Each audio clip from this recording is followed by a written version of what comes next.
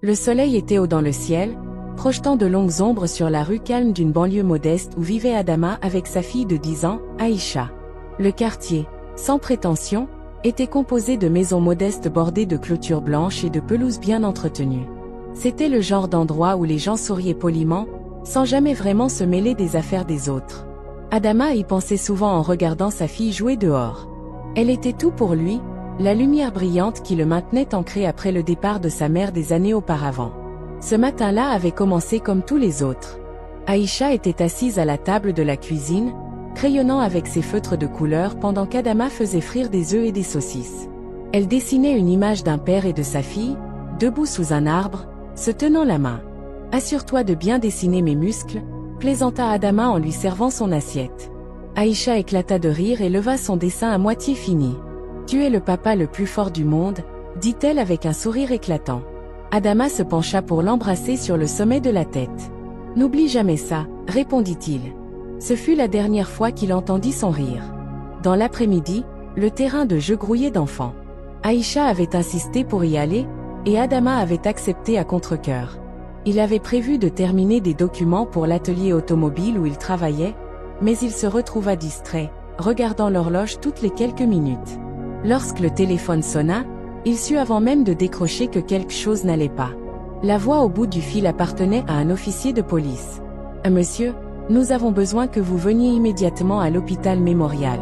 C'est à propos de votre fille. » Adama se souvenait à peine avoir conduit jusqu'à l'hôpital. La salle d'attente sentait l'antiseptique et le désespoir. Quand le médecin émergea enfin, ces mots lui transpercèrent le cœur comme des couteaux. « Nous avons fait tout ce que nous pouvions. Aïcha est partie. » Le rapport officiel déclarait qu'elle était tombée du jeu de corde et s'était cognée la tête. « Un accident tragique », disait-il. Adama écoutait à peine les explications. Son monde s'était effondré en un instant, ne laissant qu'un vide béant. Les funérailles furent rapidement organisées, trop rapidement pour qu'Adama puisse pleinement assimiler ce qui s'était passé. Les amis et voisins offrirent leurs condoléances, mais leurs paroles semblaient creuser le vide laissé par Aïcha. Le petit cercueil blanc avec des garnitures dorées semblait déplacé parmi les rangées de pierres tombales grises du cimetière. Ce n'est qu'à la veillée qu'Adama commença à remarquer des choses qui ne collaient pas. Le corps d'Aïcha reposait dans le cercueil, son visage étrangement pâle mais paisible, comme si elle dormait. Pourtant, quelque chose le dérangeait. Il y avait des contusions sur ses bras et ses jambes, des contusions qui n'avaient pas été mentionnées dans le rapport d'autopsie. Il se rappelait comment les ambulanciers avaient hésité lorsqu'il avait posé des questions, leur regard fuyant comme s'ils avaient peur de croiser le sien. Au début, il se dit que c'était son chagrin qui jouait des tours à son esprit, mais les doutes ne faisaient que s'amplifier. Les employés de la maison funéraire n'aidaient pas. Adama les entendait plaisanter dans le couloir, parlant à voix basse de faire vite et de ne pas perdre de temps avec des gens comme eux. Des gens comme eux, il savait ce que cela voulait dire. Les familles noires ne posaient pas de questions, n'insistaient pas. Plus tard, alors qu'il se penchait une dernière fois sur le cercueil d'Aïcha, il remarqua autre chose. Ses mains, si petites et délicates, avaient de la saleté sous les ongles. La panique s'empara de lui. Il se tourna vers Fatou, sa jeune sœur venue d'Abuja pour les funérailles. Elle n'avait pas cette saleté avant, murmura-t-il, sa voix tremblante. Pourquoi y aurait-il de la saleté sous ses ongles? Fatou jeta un regard nerveux aux employés de la maison funéraire, puis revint vers lui. « Tu es épuisé, dit-elle.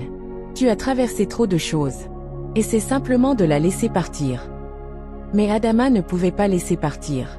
Cette nuit-là, il resta éveillé dans son lit, fixant le plafond, repassant chaque détail dans son esprit. Les contusions, la saleté, les rires des employés de la maison funéraire. Quelque chose n'allait pas, et il ne pouvait pas l'ignorer. À l'aube, il avait pris sa décision. Il se rendit dans un magasin d'électronique et acheta une petite caméra cachée. Le caissier haussa un sourcil, mais ne posa pas de questions. De retour chez lui, Adama démonta soigneusement la doublure du cercueil, cachant la caméra à l'intérieur et la positionnant pour capturer l'intérieur. Cela lui semblait mal, une violation même, mais il ne pouvait se débarrasser de l'impression que la mort d'Aïcha n'était pas l'accident qu'on prétendait. Lorsque Fatou passa plus tard, Adama lui raconta ce qu'il avait fait. « Tu es sérieux ?» s'exclama-t-elle, sa voix s'élevant. « Tu as mis une caméra dans son cercueil ?»« Adama, tu perds pied. »« Et si je ne me trompe pas ?» rétorqua-t-il. « Et si quelque chose s'est passé ?» Et que personne n'a pris la peine de regarder de plus près parce que nous sommes noirs? Et s'ils nous ont simplement ignorés? L'expression de Fatou s'adoucit, mais ses yeux restaient inquiets. Et si tu te trompes? Alors je devrais vivre avec ça, répondit Adama. Mais au moins, je saurai que je n'ai pas abandonné. Ce soir-là, Adama s'assit devant son ordinateur, regardant le flux en direct de la caméra. L'écran ne montrait que l'obscurité, l'intérieur fermé du cercueil. Les heures passèrent, et rien ne se produisit. Il se dit qu'il devenait paranoïaque, qu'il devrait simplement éteindre l'ordinateur et laisser son deuil suivre son cours. Mais lorsque l'horloge sonna minuit, Adama remarqua quelque chose d'étrange. Le plus léger sentiment de mouvement, si subtil qu'il pensa d'abord que c'était un problème technique. Il se pencha vers l'écran, son cœur battant à tout rompre. Là, encore une fois, une ombre passa devant l'objectif, suivie par le son étouffé de quelque chose grattant contre du bois. L'estomac d'Adama se noua. Il ne pouvait pas détourner les yeux. Adama resta figé devant l'écran, ses yeux rivés sur l'image sombre et granuleuse. Il se força à rationaliser. Cela devait être un problème technique, une interférence de la caméra ou un reflet bizarre. Mais le bruit persistant de grattement le hantait. Il fit un retour en arrière sur l'enregistrement, ses mains tremblantes alors qu'il manipulait le curseur pour rembobiner quelques minutes. Il observa à nouveau, se penchant si près de l'écran que son souffle embua la surface. Ce qu'il voyait ne pouvait être ignoré. La caméra, placée à l'intérieur du cercueil d'Aïcha, avait capté quelque chose. Un mouvement ténu, comme si un tissu se froissait, suivi par le son irrégulier d'un grattement contre le bois. Cela ne ressemblait à rien d'ordinaire, rien qui pourrait être expliqué simplement. Ce bruit n'était pas constant, mais il était là, imprévisible, presque délibéré. Adama tenta de calmer son esprit. Il chercha des excuses, se convainquant qu'il pouvait s'agir d'un problème d'équipement ou même d'un animal. Mais rien de cela n'avait de sens. La caméra était à l'intérieur du cercueil, scellée avec soin. Aucun animal ne pouvait y entrer. Son esprit repassait en boucle les événements des derniers jours. Les contusions, la saleté sous les ongles d'Aïcha, l'attitude suspecte des employés du funérarium. Tous ces détails qu'il avait tenté de repousser revenaient à la surface, formant un tableau qui refusait de se clarifier. Il mit des écouteurs pour mieux entendre et monta le volume au maximum. Cette fois, les sons étaient plus nets. Et ce qu'il entendit le glaça. C'étaient des murmures, faibles et distants au début, presque comme un bruit de fond. Puis une phrase se distingua, terriblement claire, « Il ne vérifiera jamais ». Adama sentit son estomac se retourner. Il remit l'enregistrement, cette fois pour se concentrer uniquement sur ses paroles. Le murmure reprit, suivi d'un rire étouffé, puis d'une autre phrase chuchotée, comme si elle venait d'une autre pièce. « Ne complique pas les choses. Fais-le. » La réalité s'effondra autour de lui. Quelqu'un parlait dans le cercueil de sa fille, ou près de celui-ci. Et ce qu'il entendait n'avait rien d'accidentel. C'étaient des voix d'hommes, calmes, presque indifférentes. Ces paroles ne laissaient aucune place au doute. Quelque chose avait été dissimulé. Adama se redressa brusquement, parcouru d'un mélange de colère et de panique. Il copia l'enregistrement sur plusieurs clés USB et l'envoya sur un stockage en ligne pour s'assurer de ne rien perdre. Chaque mouvement semblait mécanique, dicté par l'urgence de préserver cette preuve. Il pensa immédiatement à contacter la police, mais il hésita. À quoi ressemblerait-il? Comment leur expliquer qu'il avait placé une caméra dans le cercueil de sa propre fille parce qu'il ne faisait pas confiance au système? Les convaincre que les sons qu'il avait captés étaient réels, et non des hallucinations dues à son chagrin? Il savait déjà comment il réagirait. Il le prendrait pour un père en deuil, égaré par son incapacité à accepter la réalité. Il avait besoin de plus de preuves, plus de soutien. Le lendemain, il retourna au funérarium, déterminé à confronter le directeur. L'homme, un blanc d'âge moyen au visage sévère, l'accueillit dans son bureau mal éclairé. Adama essaya de garder son calme. Il parla des contusions, de la saleté sous les ongles, des incohérences dans le rapport d'autopsie. Le directeur ne broncha pas. Il répondit avec des phrases préparées, des excuses creuses sur les changements naturels des corps et les résidus qui pouvaient se retrouver sous les ongles pendant la préparation. Sa voix monotone et son manque d'empathie ne firent qu'alimenter la colère d'Adama. Il quitta le funérarium furieux, encore plus convaincu que quelque chose ne tournait pas rond. De retour chez lui, il montra l'enregistrement à Fatou. Elle était d'abord sceptique, mais son visage se décomposa en entendant les murmures. Ses mains tremblaient lorsqu'elle posa les écouteurs. « C'est insensé, murmura-t-elle. Qu'est-ce qu'on est censé faire avec ça ?» Adama répondit avec une résolution glaciale. « On va voir la police. » Le lendemain, ils se rendirent au poste, apportant une des clés USB contenant l'enregistrement. Ils s'expliquèrent à l'officier à l'accueil, qui les écouta avec un mélange de curiosité et de doute. Une demi-heure plus tard, un détective sortit de son bureau, tenant la clé USB entre ses doigts. Son expression était impassible lorsqu'il la rendit à Adama. « Ça ne prouve rien », dit-il simplement. « L'audio est flou. Les ombres peuvent venir de reflets ou d'interférences. » Adama sentit le sol se dérober sous lui. Il protesta, insistant pour qu'ils écoutent tout l'enregistrement, mais le détective secoua la tête. « Nous avons entendu assez. Je vous conseille de prendre le temps de faire votre deuil plutôt que de poursuivre ces théories. » Ces mots brûlèrent comme un coup de couteau. Adama quitta le poste de police, la colère bouillonnant en lui. Fatou tenta de le consoler, mais il n'écoutait pas. Il savait que les autorités ne l'aideraient pas. S'il voulait des réponses, il devait les trouver lui-même. Cette nuit-là, il resta éveillé, regardant l'enregistrement en boucle. Les murmures résonnaient dans sa tête. Les mots « ne compliquent pas les choses. Fais-le » devenaient une litanie obsédante. Il repensa à Aïcha, à son sourire radieux, à ses éclats de rire. Il repensa à la promesse qu'il lui avait faite de toujours la protéger. Cette promesse n'était pas encore tenue. Au petit matin, il avait un plan. Il contacta Fatou et lui demanda de le rejoindre. Lorsqu'elle arriva, il exposa son idée. S'il ne pouvait pas obtenir justice par les voies officielles, il devait aller voir les médias. Fatou hésita. Elle savait ce que cela signifiait. Une fois cette histoire rendue publique, il ne pourrait plus revenir en arrière. Les gens pourraient les attaquer, les juger, ou pire, déformer leurs intentions. Mais Adama était inflexible. « Je ne peux pas laisser tomber Aïcha, » dit-il. « Si quelque chose s'est vraiment passé, si elle a été négligée, ou pire, alors nous ne pouvons pas les laisser s'en tirer. » Adama passa la journée à envoyer des messages aux journalistes locaux, implorant leur aide. Des heures passèrent sans réponse. Mais juste avant le coucher du soleil, une jeune journaliste, Amina Youssouf, le rappela. « J'ai vu votre email, dit-elle, et j'ai regardé l'enregistrement. » Sa voix était grave. « Il y a définitivement quelque chose d'étrange ici. Mais ce ne sera pas simple. Les funérariums n'ouvrent pas les cercueils après l'enterrement sans raison valable ou une autorisation légale. » Adama répondit rapidement. « Je n'ai pas la permission. Je le saurai. » Amina soupira. « Alors il nous faut plus de preuves. Rencontrons-nous demain. Apportez tout ce que vous avez. » Cette première lueur d'espoir raviva l'énergie d'Adama. Le lendemain, il retrouva Amina dans un café tranquille à la périphérie de la ville. Elle était plus jeune qu'il ne l'avait imaginé, mais son regard perçant et son attitude déterminée lui inspirèrent confiance. « Je veux vous aider, » dit-elle en sortant un carnet de notes. « Mais nous devons creuser plus profondément. Nous avons besoin d'un motif, ou d'une négligence claire. » Adama acquiesça, prêt à tout pour découvrir la vérité. Il passa les jours suivants à collaborer avec Amina, plongeant dans les moindres détails de l'affaire. La journaliste, méthodique et déterminée, commença à connecter les points. Elle fouilla les archives du funérarium et découvrit des plaintes anciennes pour mauvaise gestion des corps et falsification de documents.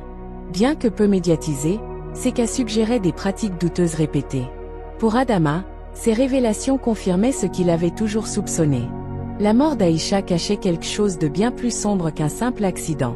Pendant ce temps, Adama et Fatou tentèrent de persuader d'anciens employés du funérarium de parler.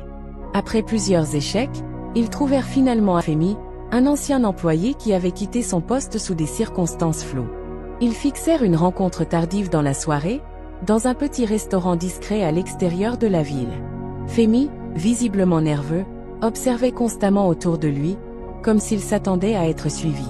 Quand il commença enfin à parler, ses mots furent plus troublants que tout ce qu'Adama avait imaginé. Femi expliqua que le funérarium avait une longue histoire de pratiques immorales.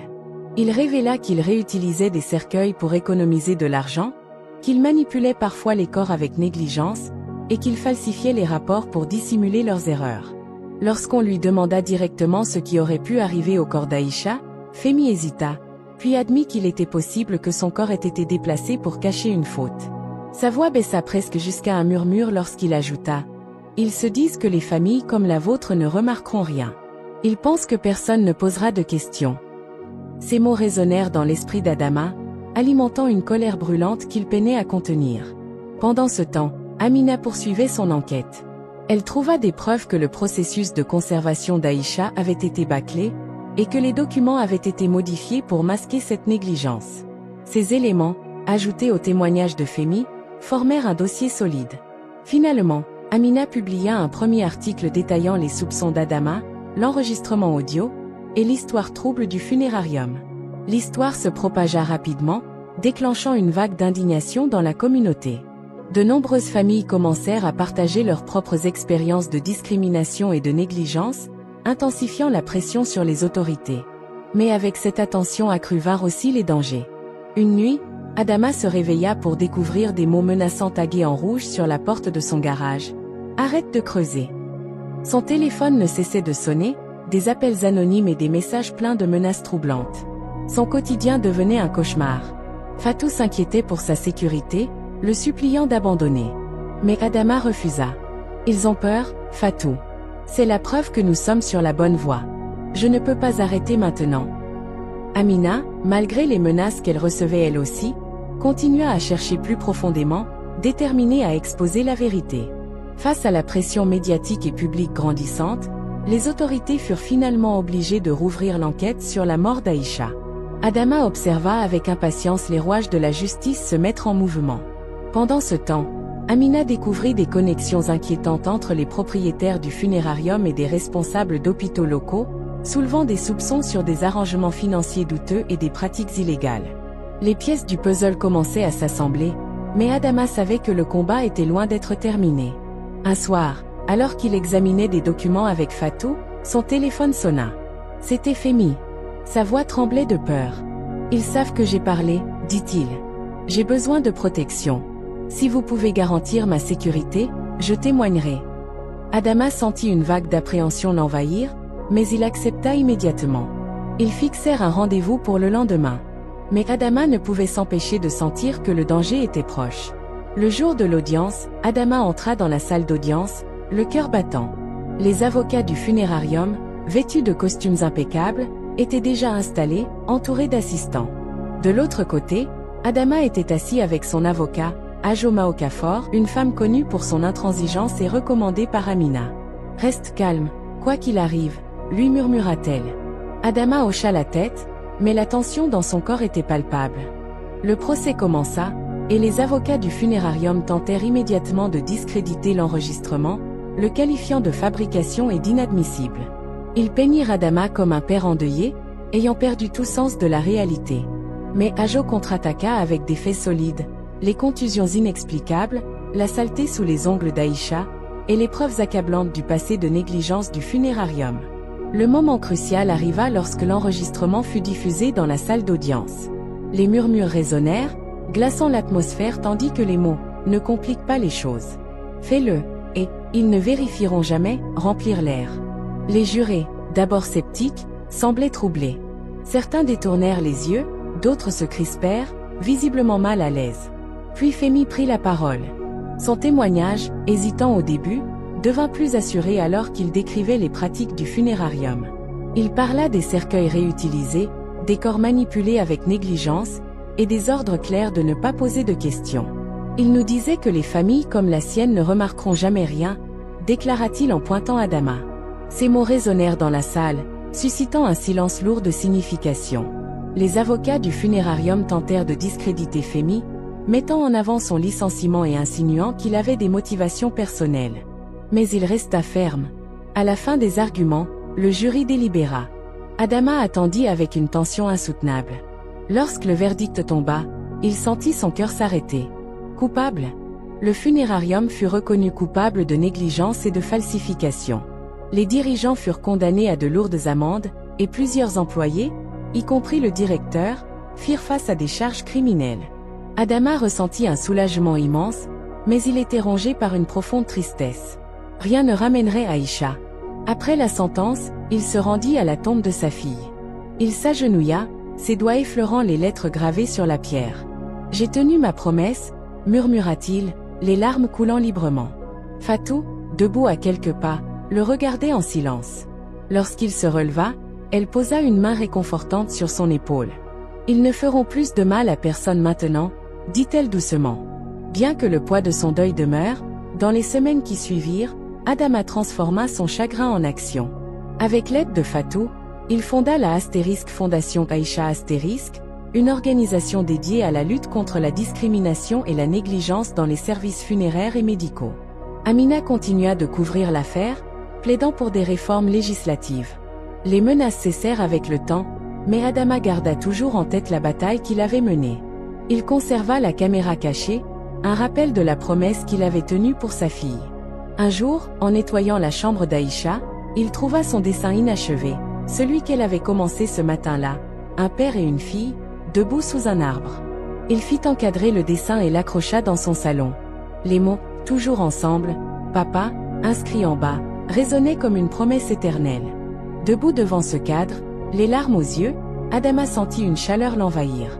Aïcha était partie, mais son souvenir vivait à travers lui, et à travers le combat qu'elle avait inspiré. En sortant sur le perron, la brise chaude effleura son visage. Pour la première fois depuis des mois, Adama sentit qu'il pouvait respirer à nouveau. La bataille n'était pas terminée.